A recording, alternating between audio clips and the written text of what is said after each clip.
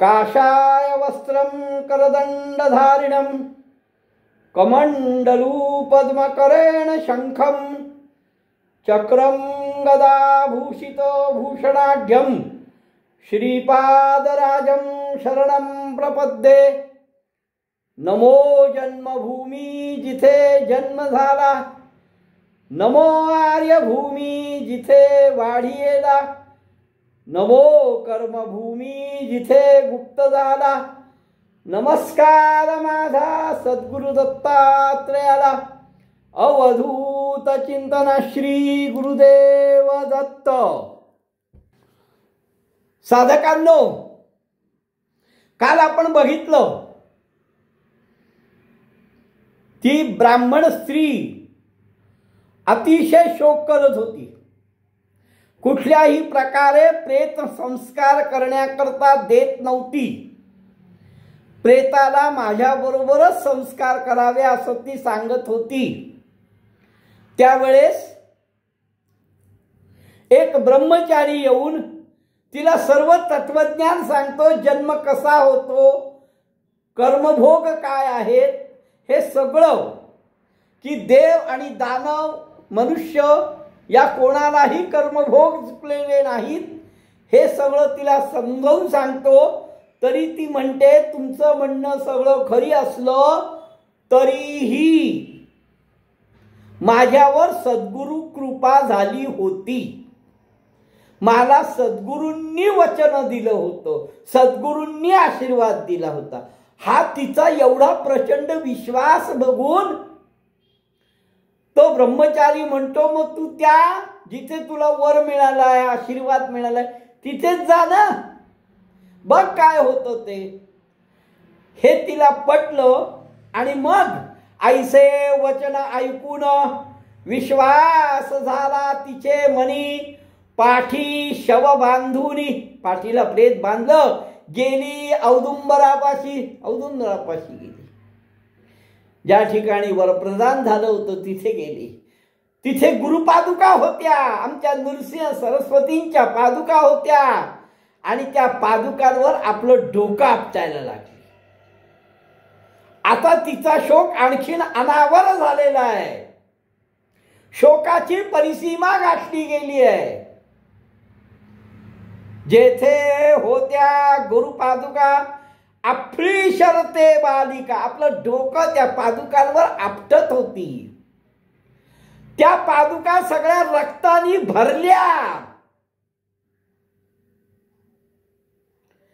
आक्रोशनी रडे ती नारी, जोर जोरात रडायला लागली हो। प्रचंड दुःख झालंय। मुलाचं प्रेत आहे, सद्गुरूंच्या तिथे आली आहे। आठवलंय सगळं जुनं, की महाराजांनी कसा आशीर्वाद दिला, या ठिकाणी आपल्याला कसा दृष्टांत मिळाला, हे आठवलंय तिला। दुःखाचा वेग वाढलाय। आपलं डोकं आपटते आहे। अहो, इतकं जोरात डोकं आपटते, डोक्यातनं रक्त येत आहे, त्या रक्तानी पादुका भरल्या गेलाय। आक्रोश करते। मी परवाच सांगितलं की सर्वात मोठं दुःख जर काय असेल तर पुत्र दुःख।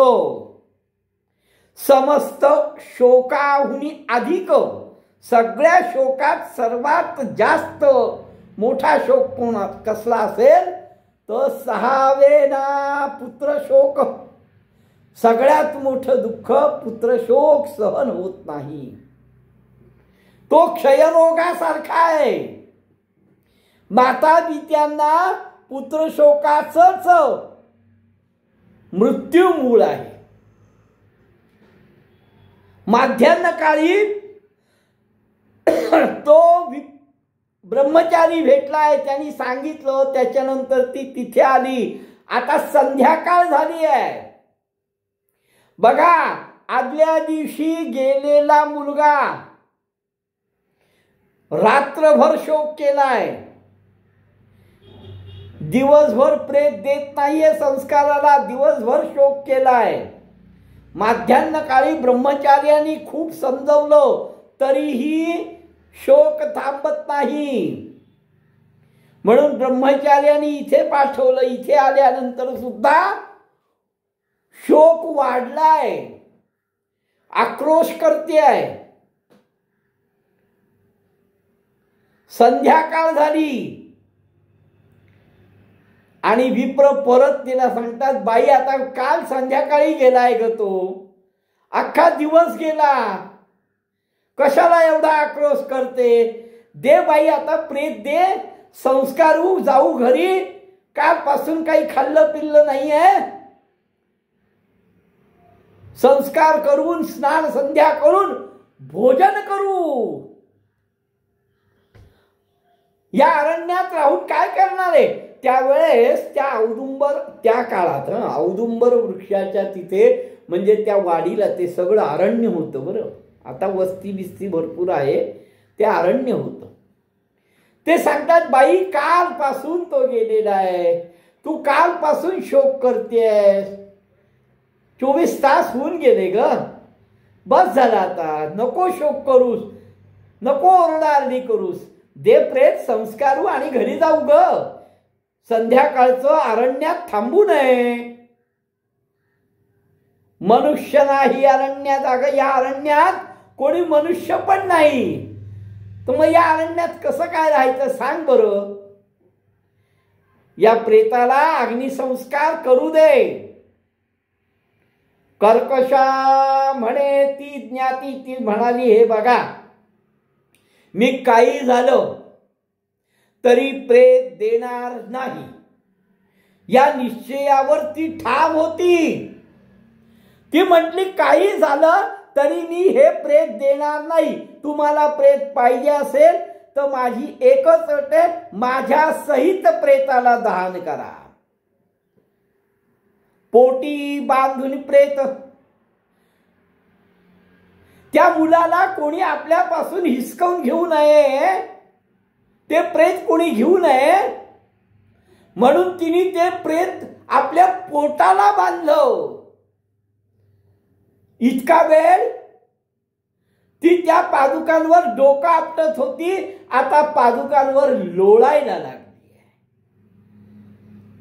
काही केल्या न दे प्रेत, आपला सवे जाळा म्हणत, माझ्या बरोबर जाळा त्याला. पोटी बांधून या प्रेत, पोटाला प्रेत बांधून लोळत असे पादुकांवर लोळत घ्यायला सुरुवात केली, लोळायला लागली आहे. पण ती देत नाही.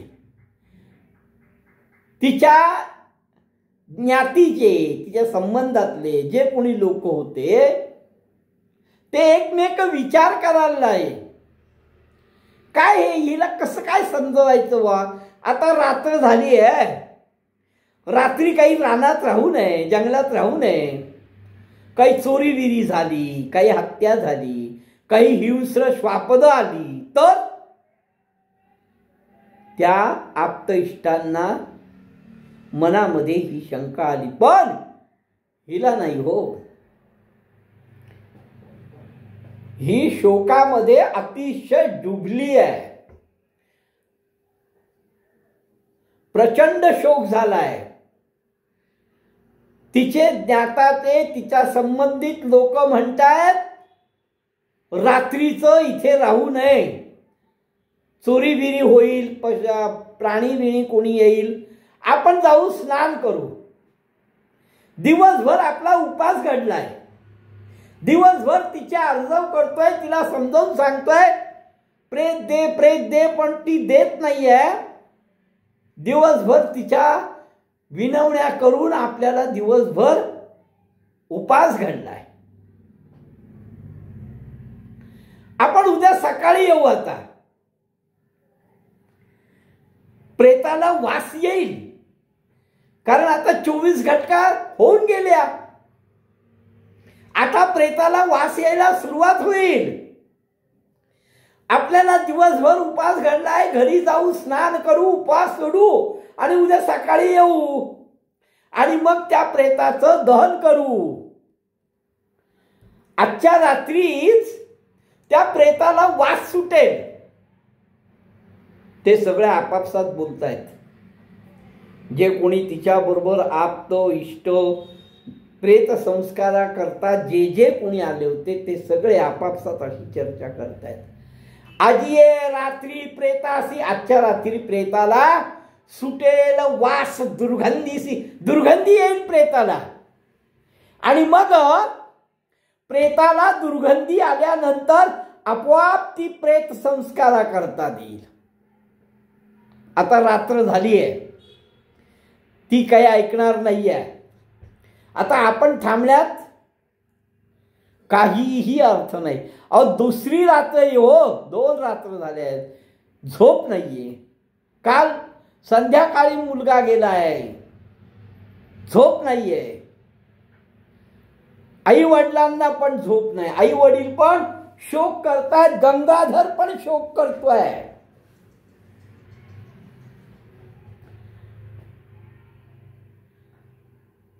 लोक निघून गेली, 2 रात्र झालेली आहे, यांनाही झोप नाही. आणि रात्री काहीतरी 3 प्रहर झाले असतील आणि यांना डुलकी लागली.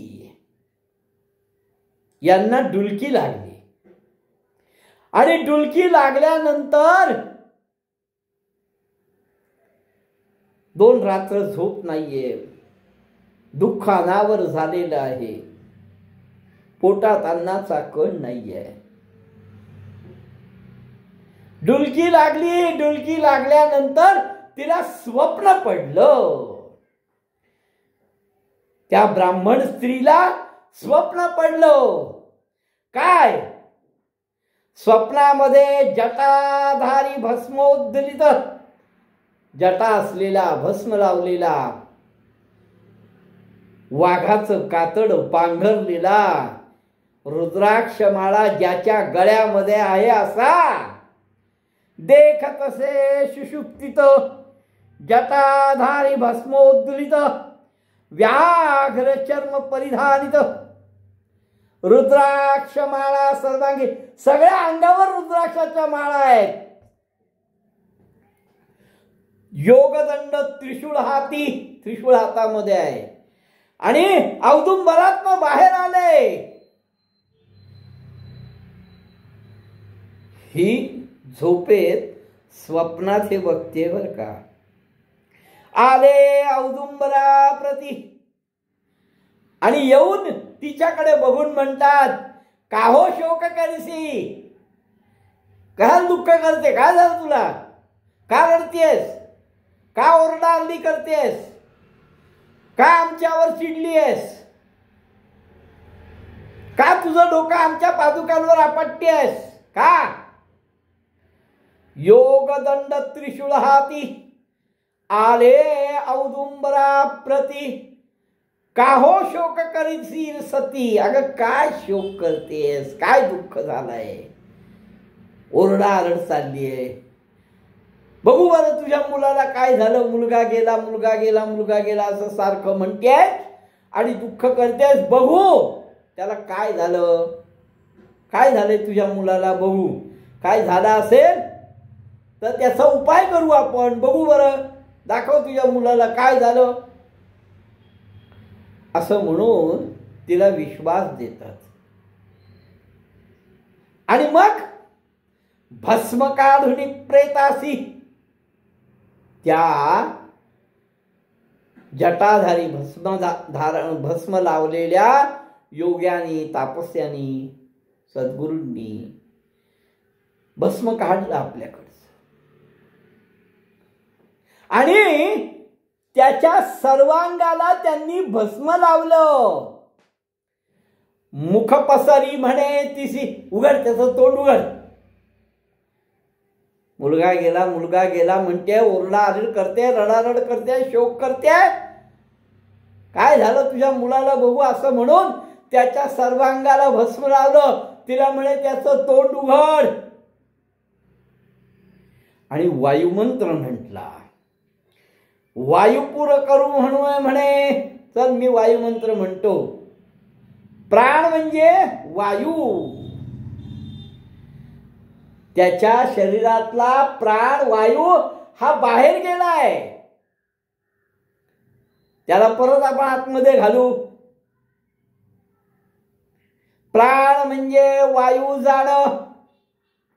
अगं प्राण म्हणजे वायू आहे, गेला असेल बाहेर निघून, त्याला आपण आत घालू आणि तुझा मुलगा जिवंत करू. सद्गुरु कृपा, गुरुनिष्ठा, गुरु आज्ञा पालन जो ठेवतो त्याला अशा प्रकारची सद्गुरु कृपा होतेच. ठाम विश्वास आहे.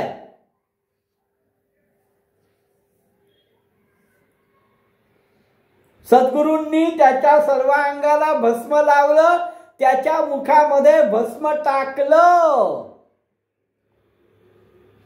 इतुके देखोन, हे तिने सगळं स्वप्नात बघितलंय बर का. भस्म तोंडात टाकल्यावर तो मुलगा जिवंत झाला.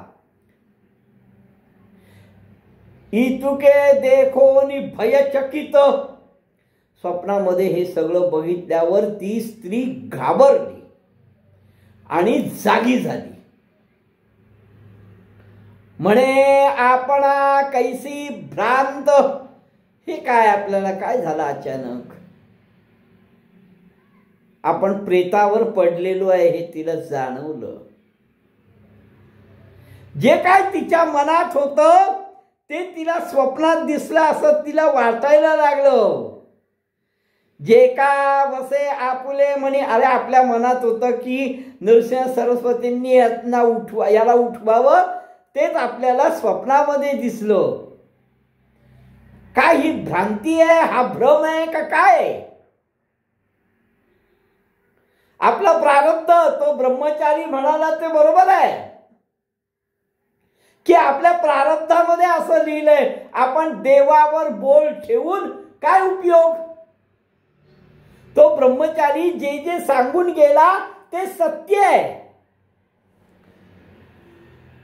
इतुके देखोनी भयचकित झाली नारी जागृत. म्हणे आपणा कैसी भ्रांत, पडली असे प्रेतावरी. जे जे आपल्या मनी, जे जे आपल्या मनामध्ये तेच दिसे स्वप्नी, ते स्वप्नात दिसतं. कसले नृसिंह सरस्वती, आपल्याला भ्रम झालाय. अहो आमुचे प्रारब्ध असे होणे, आपलं प्रारब्धच कमी आहे. मग देवावरी बोल काय ठेवणे, माझा आपल्या प्रारब्धच कमी आहे. तर त्या देवावर उगाच रागवून काय उपयोग? आपण अज्ञानी आहे, मूर्खपणाने त्याला बोलतो. अहो सद्गुरूंना बोलून काय उपयोग, आपण मूर्ख आहोत. अशा प्रकारे ती चिंता करायला लागली की आपल्याकडनं चूक झाली, आपण सद्गुरूंना बोललो. तव प्रेतासी झाले चेत, हे सगळं ती मनामध्ये विचार करते आहे की आपली फार मोठी चुकी होती आहे. आपण सद्गुरूंना बोल लावतोय, पण आपलं नशीबच तसं आहे. आपल्या प्रारब्धातच पुत्र नाही आहे. मग अशी अवस्था असेल तर त्या सद्गुरूंना बोलून काय उपयोग आहे? आपला आपण भोगायला पाहिजे. अशा प्रकारचे विचार तिच्या मनामध्ये सुरू झाले. तेवढ्यात ते मुलाचं प्रेत मात्र जिवंत झालं. तो मुलगा जिवंत झाला. त्याचं सर्व अंग थोडंसं गरम लागायला लागलं. सगळ्या शरीरामध्ये जीव आला. मग ती म्हणायला लागली, अरे बापरे, प्रेताला काय झालं? अहो हा अचानक गरम होतोय, याच्यामध्ये जीव येतोय, याला नक्की काय झालं? हे भूत तर नाही? अशी मनामध्ये एक भीती निर्माण झाली. म्हणे प्रेता काय झाले किंवा भूत संचारली, मनी भय उपजते. मनामध्ये एक वेळ शंका आली की हे भूत तर नाही, म्हणून ती पटकन मुलाला उचलून बाजूला ठेवते. घाबरली आहे थोडी. तोपर्यंत त्या मुलाला सर्वांगात प्राण आला आणि मुलगा उठून बसला. मुलगा उठून बसला आणि म्हणतो, अगं आई, भूक लागली ग, खायला दे. सर्व संधीशी जीवा आला, बाळ उठून बैसला. म्हणे, क्षुधा लागली मला, अगं आई मला खूप भूक लागली ग, काहीतरी खायला दे की. बाळामध्ये आता जीव परत आलाय, बाळ जिवंत झालाय आणि आईकडे जेवायला मागतोय, खायला मागतोय. रुदन करीत असे ते आता मुलगा रडतोय. आई रडत होती मुलाकरता, मुलगा रडतोय भुकेनी. रुदन करीत असे तये वेळी, रडायला लागला मुलगा. हे आई, भूक लागली मला, जवळ काहीतरी खायला दे ग. गेला आई जवळ.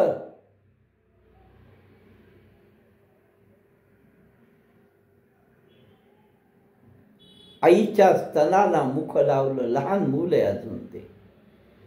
स्तनाला मुख लावलं. आश्चर्य, 32 धारा वाहे क्षीर. तिला अतिशय आनंद झाला. सद्गुरूंनी तिच्या मुलाला वाचवलं. तिला प्रचंड आनंद झाला. संतोष भय होऊन तिशी आनंदही झाला, थोडीशी भीतीही वाटली. मनामध्ये शंका यायला लागली. पण कडे घेऊन बाळकासी, मुलाला कडेवर घेतलं आणि आपल्या पतीजवळ गेली.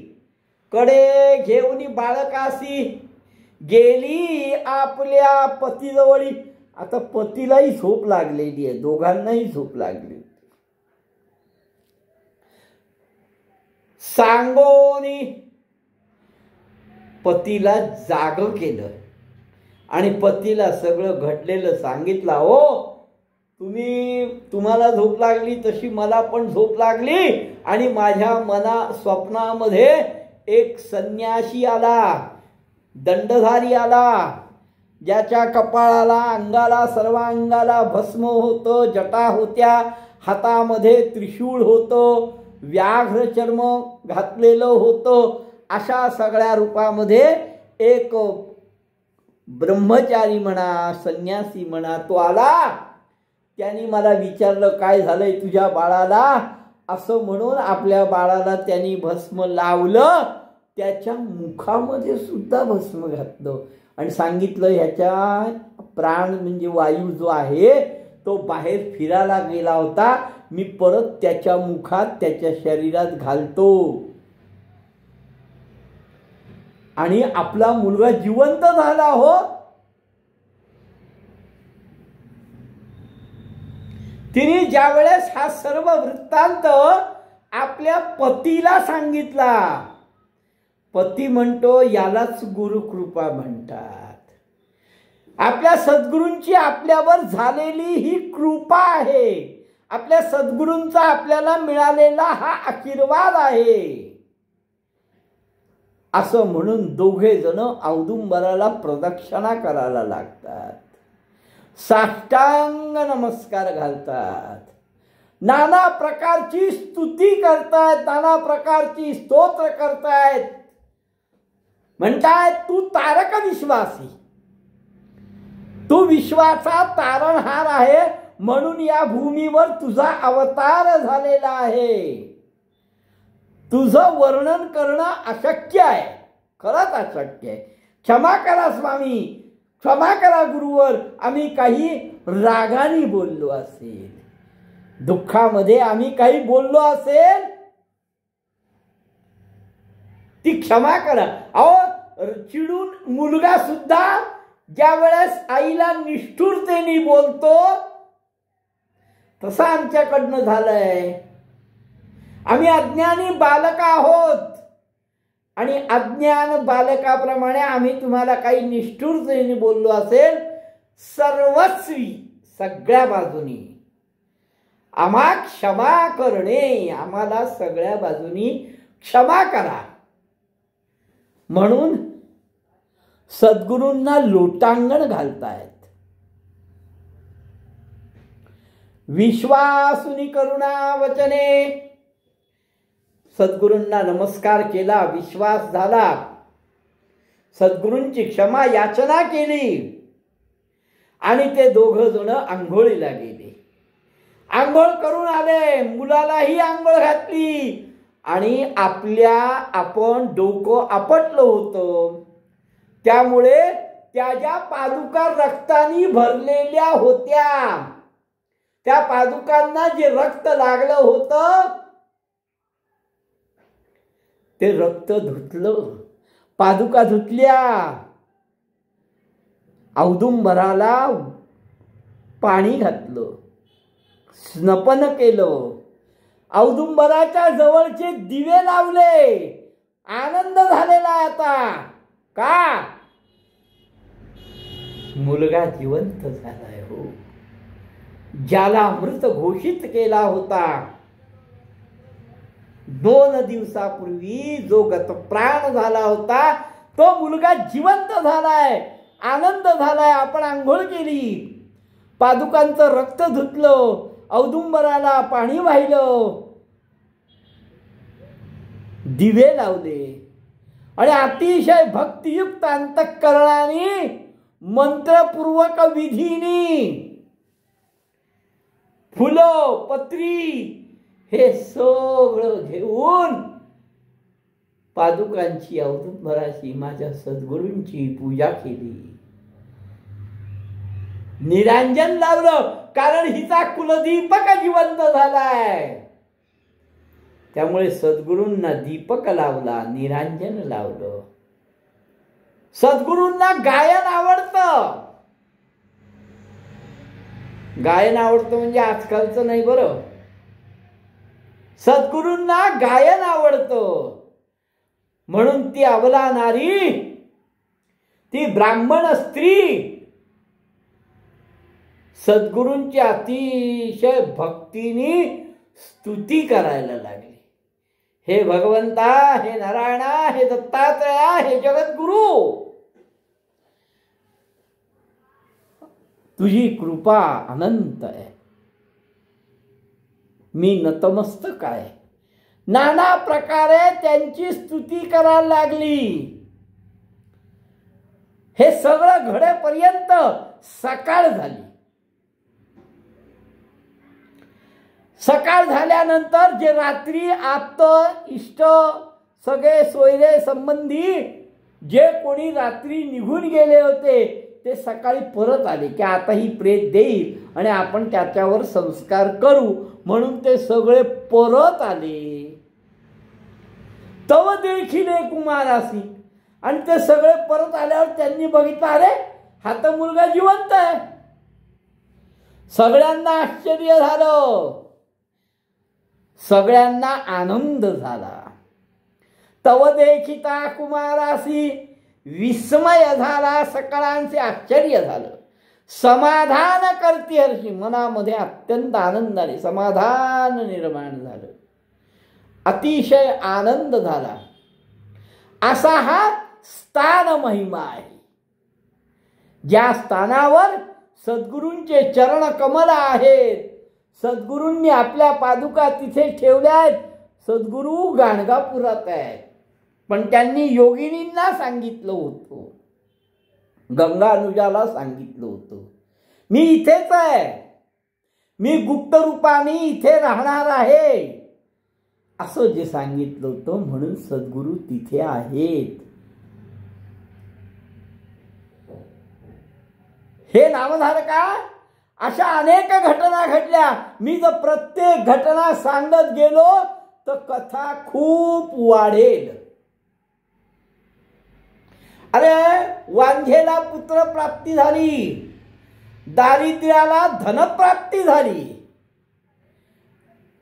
रोगाला आरोग्य प्राप्त झालं, अपमृत्यू टळले, काय काय नाही घडलं, असा हा स्थान महिमा आहे.